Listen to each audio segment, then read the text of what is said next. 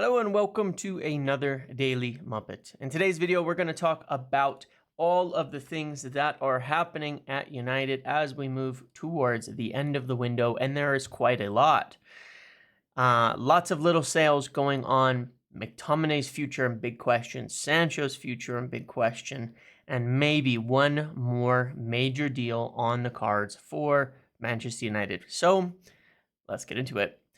First and foremost, we'll talk about all the little sales that are happening. Now, we've mentioned many times through this window, through this year, that Pellistri and Hannibal would be little players that would likely leave on similar deals to Willy Kambwala, Alvaro Fernandez, and maybe others. But they have now. Apparently, as of this morning, it looks like Facundo Pellistri has a deal agreed to join the Greek club, which I will not attempt to pronounce. But one of the key driving influences on this is the manager of that club is a Uruguayan manager who's actually coached Facundo Pellistri before, I think, in the national team and brought him in there. So knows him well.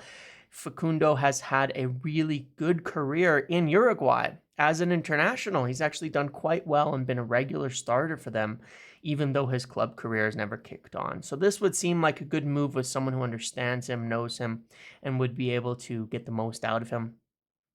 6 million euros means that Manchester United will be, though they bought him for 8 or 10, after the years that it has been amortized, they'll actually make another tidy profit of about 4 to 4.5 million euros on this deal. So a little bit of further profit onto the books and to assist in things. And I think a good thing for his career, but in addition, having a significant sell-on clause, should he then do quite well at this club and move on for another 10 or 15 million, they will set to be, profit 7-8 million more in the future. And that is exactly what United want to do. That is exactly how they want to do these deals. That is exactly what they're looking for in the future. If Alvaro gets sold, Kambwala gets sold, Pellistri gets sold, you could be talking 15, 20, 30 million of profits just pouring in for nothing. And that will very, very much help future purchases and future transfer activity. At the same time, you also have the position where if there's a buyback, that it would assist in that sort of situation. And if they wanted to bring him back if he was successful. So that one looks like it's going ahead. Hannibal Mejbri, it looks like Burnley are very interested in him. They have now, of course, they're losing Berge, which we'll talk about in a moment, to Fulham. And are looking at reinforcements. I think that would be a really good spot for Hannibal to go.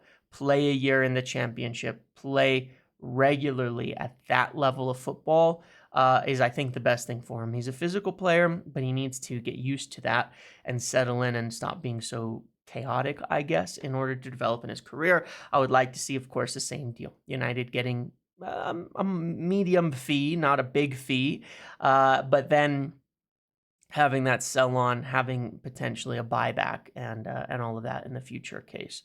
So that we just have all these players out there developing, playing that we could make further profits on or even bring in if they end up being Manchester United quality or we believe so in the future.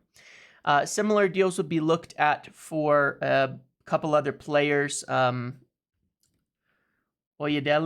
and one other was being looked at for that. And then Will Fish has moved as well, though we don't have the terms of that deal. So a lot of cleanup being done, a lot of clearing out. When you get these youth players who get up to that 19-20 range, they either have to make it or you've got to move them. And we've taken too long with a lot of them to do that. And it seems that's one of the major focuses that we're correcting, especially with the younger class of youth crop coming through being really highly rated. You got to have space in the upper levels and in the potential, rotational senior team for them. So it's good. It's all little bits of money. As far as I can tell, United will come out of this window as of right now.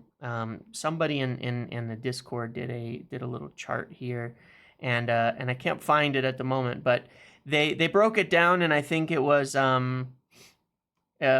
very good. They broke it down, and essentially when you kind of do all the amortizations in together, United are actually coming out of this window with a profit overall,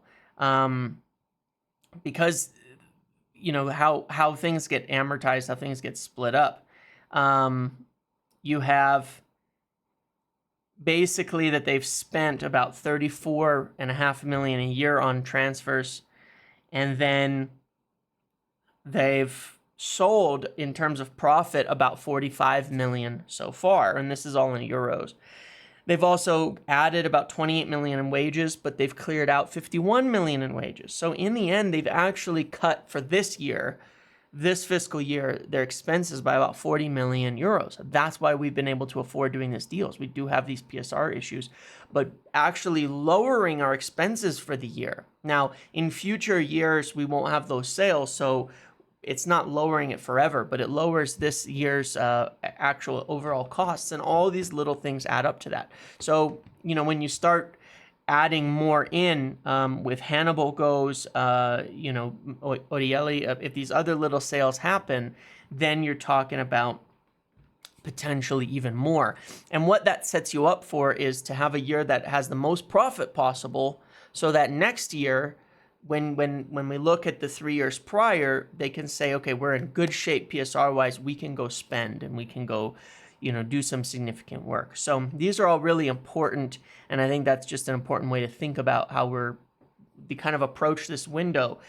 These sales that we've gotten, these good profitable sales, and the well-structured and well-priced deals that we have, as well as clearing out a lot of wages, has significantly helped us in in changing this whole thing and improving the situation of the club from a financial perspective for the future. Now, there certainly could be more to come. Christian Eriksen could go, although it sounds like a move to Ajax is at this point unlikely to happen. But he could. United would be open to that, and we'll talk about a few of the other ones in a moment, namely Scott McTominay.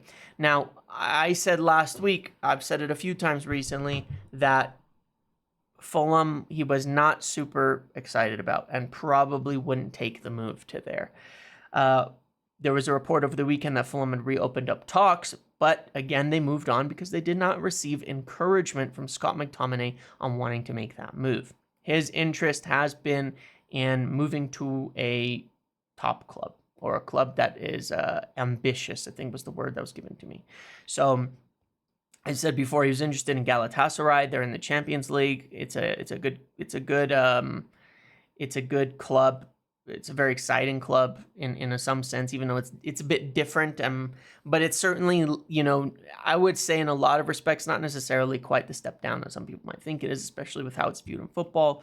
Napoli, very interested in him. The problem with, of course, Galatasaray is they just don't have the money for fees to pay. Napoli, very interested in him. Apparently, according to Laurie Whitwell, their sporting director flew in to meet with him, but they're very interested. He would be open to that move. That is a move he'd be open to. And so that one is progressing, but it seems like they need to sell Victor Osimhen to make that happen. And all of that. Now, so we'll see where that goes, and if that does move forward at this point in time. There's other little clubs in England, but I'm not sure that he would accept most of them, and that will be putting people off. One thing I was thinking, someone suggested, and I wonder if it could be an option for Napoli because their expenses, they're having some trouble with affording it. We do have the year option on Scott McTominay. We could trigger it and do a loan plus obligation. That's a possibility. That gives Napoli a purchase later on. It gives us, we can count it as a sale whenever we want if it's an obligation. So we could count it as profit. They could count it. They could figure it out later for them. It depends how they structure it. But there's a lot of potential solutions that could be done here to get something happening on McTominay. But he did turn the move down to Fulham. That still maintains the issue, and they would have to do quite a bit of convincing if they had agreed a fee with United, but they weren't receiving much encouragement. Now, the fallout from that is the other thing that I mentioned in Friday's live video, which is If we waited on Sander Berge, he would likely go somewhere else. He had options forming in the Premier League and was seriously considering taking them. And as we see has happened, that's exactly what occurred. Fulham, Everton was one of the other ones.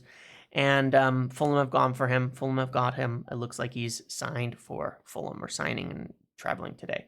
So kind of expected there. United had been interested, but I think, as I said on Friday, there was a feeling that United were still going to focus on Ugarte, even from people on Berge's side. And so that means that he wanted to get his future sorted and accepted a move to another club. And it is what it is. I'm not losing sleep over it. I think he's a good player. I think he's a good option, but he was not United's preferred choice, and they're focusing on another player in Manuel Ugarte. So that's kind of the fallout from that. So now McTominay not moving, but could move to Napoli or elsewhere still. We won't get Berge, so we need our main option. Now, in Manuel Ugarte, of course, that doesn't mean it changes the way that United are approaching the window in terms of their overall valuation. One thing I want to step back on, Scott, really quick, because there's some people on Twitter, different things, different accounts that people are discussing, and I just want to mention it. There was something put out by Hassan, if you follow him, and he's a friend of mine, and I think some people mistook what he was saying when he put something out saying that Scott McTominay had rejected leaving Manchester United.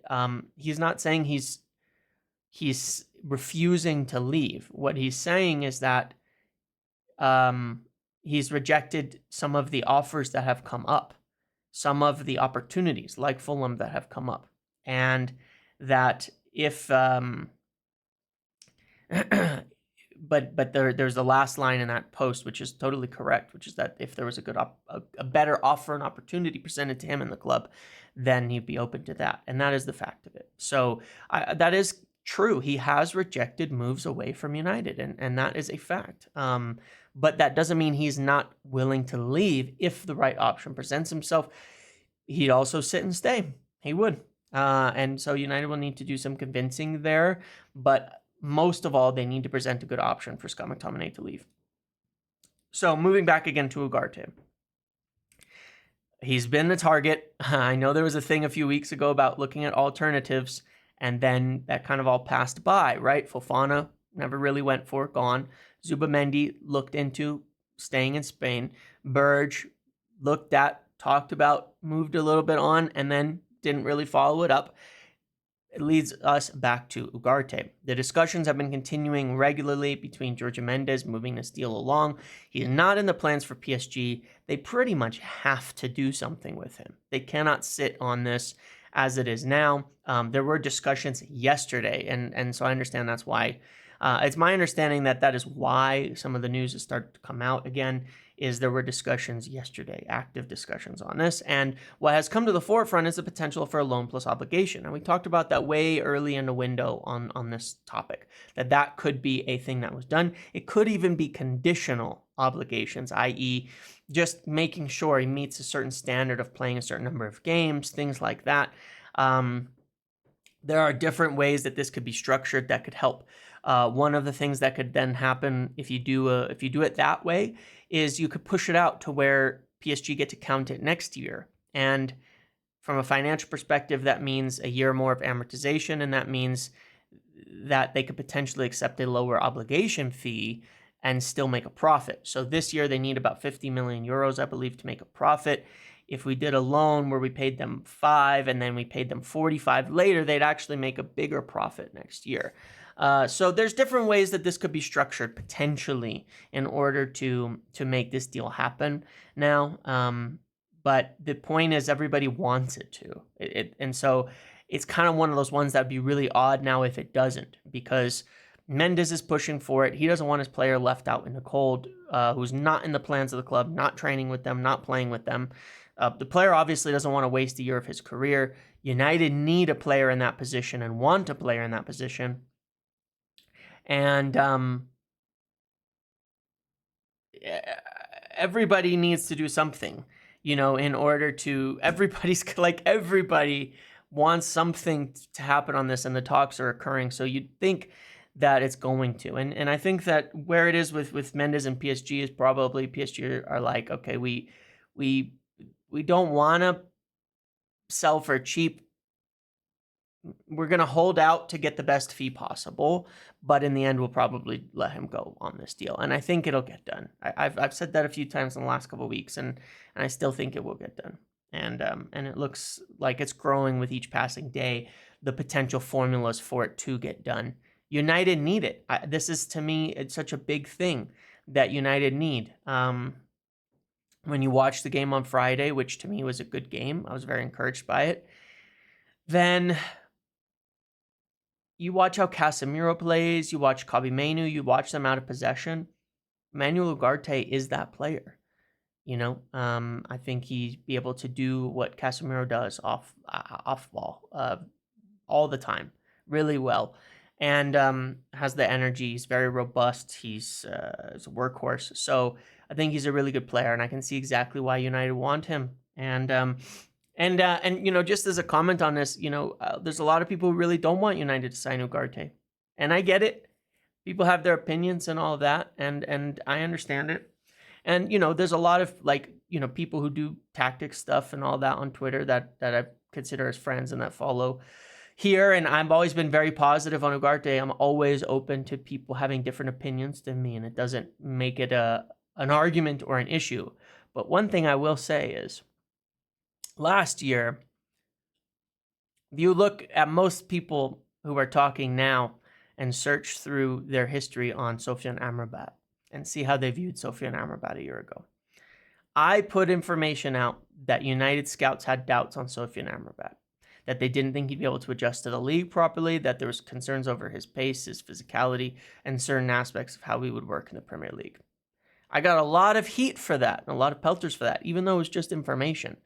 I tend to stick with and follow and understand based on my information what scouts think. And I do think they know a lot more than people on Twitter. Just the reality of it. I think there's a lot more to it, a lot more data, and a lot more technology to figuring this out, a lot more protocols to assessing players at a high level than what most of any layman is capable of. And I think there's a lot of really good accounts for it, for assessing players. They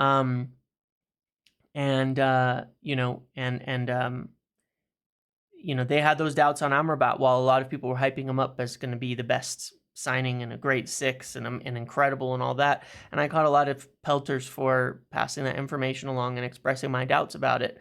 But they were right, and they continue to be right. They've been right many, many, many times before, and that's why I tend to put more trust in them. They're never going to get 100% right, but the people that United have identified as scouting targets and all of that are, in my opinion, they're about 90% correct when you look at how it's played out in terms of the players we've gotten off of them and in terms of the players we've also missed out on. A lot of our targets this year were very scout and data driven. Lenny Yoro, top target. Xerxes, who's already making an impact. And De Ligt's been on our list for the scouts for a long time, as has Mazraoui. So, I trust them when they look to Ugarte. And when we've made signings led by that in the past, it's worked out. And more often than not, though, it's all the players they wanted to sign that we missed out on that tell us how good, potentially that our scouts and analysts are. And so if they want them, I trust them, and I put it in that. Now, when it comes to Ugarte, there are aspects to that make sense. And for me, I talk about this a lot in analyzing football. It's less of a sports thing. It's more about teams and organization and all of that, which I think I understand very well. And I have a lot of background in outside of sports. Dynamics. It's all about team dynamics and how people work together and how things interconnect. Ugarte is an aggressive player. When you watch things with him in PSG, they play very lackadaisical, out of possession. At times, they're very, very, they're not very aggressive out of possession. Very often, they have not historically been, with a lot of the forwards that they've had, a very pressing team. So in PSG, you watch him follow up. He can be very disruptive to the opponents, but without the follow up around him, he absolutely can get burned. And I'll give you a similar example out of possession, not in possession, but out of possession, which was Fred at United. I've always been a big fan of Fred. I think his out of possession principles were undeniably positive for us. It's in possession. I think a lot of people had a lot of doubts, but Fred out of possession was a monster for us. When was it problematic? When he was playing with players who couldn't follow it up. For example, there was a few times he played with Nemanja Matic a few years ago, went terribly because Nemanja Matic did not have the legs to keep up with him and to follow up his pressing and his work and his off-ball movements. When they did follow it up and the dynamics were there, we did amazing things. See Barcelona away. Fred pressing, attacking, marking De Jong, marking their midfielders, getting all over them, but it was well followed up with by Casemiro. And then the other players, and the press was intense and the aggression was there, and we won and we dominated, and we did it against City under Ole Gunnar Solskjaer as well as under Ten Hag with Mick Fred when Scott was there and playing with him and doing a lot of the legwork alongside Fred to follow it up. That worked. But if you have a player like that running around, we've seen with Casemiro, if Casemiro's running around being aggressive and the rest of the team isn't, then it leaves huge gaps. Everyone needs to be working together, and the direction that we're attempting to go is very aggressive, very front foot defensively, and it requires a lot of follow-up. Kobbie Mainoo made 20 duels on Friday, and so for Casemiro to be as aggressive as he is, Kobbie Mainoo needs to be following that up. Well, it's going to be the same with Ugarte. He's going to be aggressive. If we choose to not be aggressive alongside him, if the lines aren't pushed up, if the center backs aren't stepping up to the midfield, if the fullbacks aren't backing up the press, if the other midfielders aren't following up, then yes, it's going to leave huge gaps and huge spaces. But the way we want to play, yes, it has its risks, but it does require everyone to be on the same page and working together. And if they do, then you have something incredible there. And that would explain why he worked a lot better at Sporting than he did at PSG, and why Enrique doesn't want him, because he's not going to play the same aggression in terms of style that you would need and want out of Ugarte to get the most out of him. In the Copa team for Uruguay under Bielsa, where everybody was following it up, he was stunning, probably their best player. And it's all about squad dynamics. I'm a huge believer in squad dynamics, and it's very, very hard to assess individuals outside of those squad dynamics. And when it doesn't fit their strengths, then you get mistakes. But it looks like, really think that United will get him, and it could very much be the last and only other signing of the window. Now, I'd be very happy with that. Being the case. I'd be excited about that situation. Should that happen, I think it's going to shore up the midfield, give us options. Casemiro, I think, had a good game, but I don't think he could last the whole season like that. And he looked very leggy by the end and in the beginning. So having him as rotation and as a sub would be incredible. Having Mount, Casemiro to be able to come off the bench, I think would be great and help everybody. Moving on from that, it looks like United will not necessarily get a left back this summer. Laurie Whitwell says they've kind of decided against it. Now, that's understandable. I think we've talked about how, most likely at the left back situation, they, wanted to see how this year goes and make a permanent purchase next year, with admiration for guys like Kirkus, Ait-Nouri, among others. And so they're looking at short-term options. But the short-term options aren't very good. I've talked about Ben Chilwell, but Chelsea want a sale, not a loan, so that's not going to happen. There was a lot of talk of Marcos Alonso, but I think once you're looking at Marcos Alonso, you have to say, we don't want to bring him into the squad. And so it seems like they couldn't really find an option that they liked at that position. They would have liked to potentially purchase like a center back who could cover at left back. But again, I don't think they're satisfied with the options beyond Braithwaite there. And so it's a situation, again, where United would rather not spend the money than buy someone that they don't really want. That makes sense to me. I get it. I'm for it. Get the right people in place and figure the rest out. And I do think Mazraoui would play on the left. I know people have given me a lot of questions. Why do you keep saying that when Dalot plays on the left more? Footedness. Mazraoui's great with his left foot. He's way better than Dalot with his left foot. Dalot is much better on the right than he is on the left. And Mazraoui, I think, would be just as good on both sides. And I think on the left, he would actually be able to overlap, use his left foot.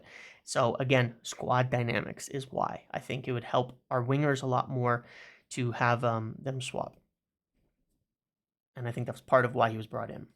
So we'll see where this ends up next year. I think that in the next window, Summer probably, but though you could see something in January if things go wrong with Luke Shaw. But you'll get to see Luke Shaw for the year. He'll be back after the international break.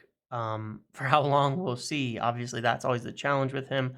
But I think we'll see, obviously then we have 3 fullbacks to play in the positions, with Dallo and Mazraoui capable of covering the left side. We'll see if anything happens on Malacia, if he comes back, and there's kind of a bonus there of him being available. And then in January, if we need something in emergency, then I think we'll do something there. But otherwise, next summer, we'll look again back at those major targets. Now, the final one to discuss is obviously Jadon Sancho. Now, I mentioned in last week's video, prior to the game, when he wasn't in the squad, that is something certainly to keep an eye on, because there was there's definitely been discussions between him and United's management about his future in very recent times. And I think for everybody, of course, it would be best overall, the ideal is finding him somewhere to go and to land and to kind of start over in his career. The problem is huge wages. United aren't going to send him out to be paying $150K a week to not have the player. It's not like he's viewed as an unusable player. They've smoothed things over to the level that you can, and he could play. So it's like, it's okay to be in this situation, but at the same time, I think they're all looking for a solution. It's tough for them to present themselves. As I've said before, perhaps Chelsea, they looked at him at the end of last summer, but, they've got João Felix, Osimhen they're looking at bringing in. Then again, it's very hard to apply logic to them when it comes to whether they're going to continue making transfers or not. So who knows there. PSG, there has been interest, but it sort of also seems to be being pushed down to nothing, as if there isn't, for whatever reason, maybe just because they think it's not feasible. Saudi had been interested in the past. They are looking at younger players, so perhaps they might come back in for him. I don't think he was open to it at the time, but maybe he will be now.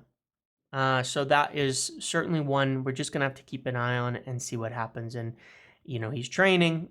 As I said on Friday, there's not like a huge fallout. He's training. It wasn't like a public situation. I think the club want to keep things calm and good, and I think everybody does. And, and we'll see where we end up at the end of the window with this. But that is a major one to keep an eye on. So United are keeping the doors open on a few things, maintaining a good profitability that's going to allow for next summer. There's more potential people that they could sell in, obviously, Lindelof, who is injured at the moment, but he will be fine soon. And I don't think it would hold up a transfer if someone was in for him and wanted to buy him. Obviously, we talked about Eriksen, and otherwise, that's mostly it. Aside from, again, some more youth players moving out. But I do understand that what Christopher Vivell has been involved in quite a bit of the outgoings. I kind of thought he'd be involved in incomings, but certainly involved in some of the outgoings and in moving a lot of these little players on and things like that, finding landing spots. So I think good business overall. Ugarte seems to be progressing, and that's the main thing. And otherwise, we could see little sales here and there. If we sold McTominay and got this huge profit, could we make one more big offer for like a Braithwaite? I don't know. Probably not. Especially with Maguire playing. We've got our center back contingent. And I think that the hierarchy will be looking at it and saying, good, if we get a midfielder in, then we can stand on this team and see how it goes and identify the major targets for next year. I did a video recently talking about their new kind of approach to finishing the whole squad.